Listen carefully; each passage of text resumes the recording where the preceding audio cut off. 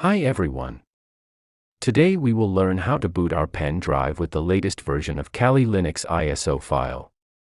I will be using Rufus Bootmaker latest version for this.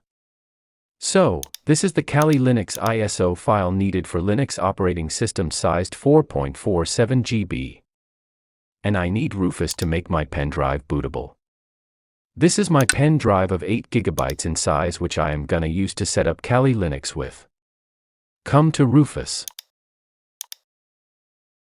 Select. And go to your Kali Linux ISO file. Now the important thing. You need to know if your PC is MBR or GPT. Otherwise your PC may not respond while booting. Let's check it. Come to this PC. Right-click and show more options. Then Manage. Come to Disk Management.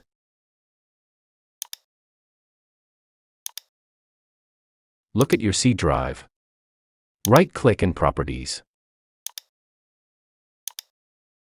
Then Volumes. Here you can check that my storage is GPT, the modern one. If yours is MBR, then keep it in mind. Now choosing GPT. Finally start. Here ISO mode is recommended. OK. Rufus booting has started and it might take some time depending on your PC config.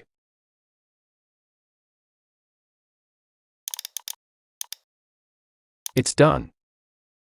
Took almost 1 hour for me to complete the bootable making process. Now if I check the pen drive and eject it and reinsert it.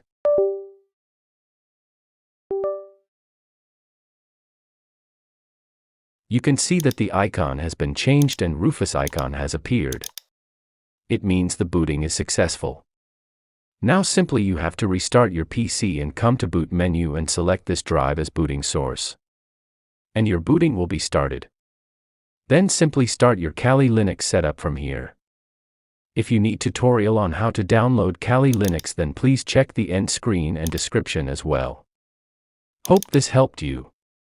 Let us know further in the comment box.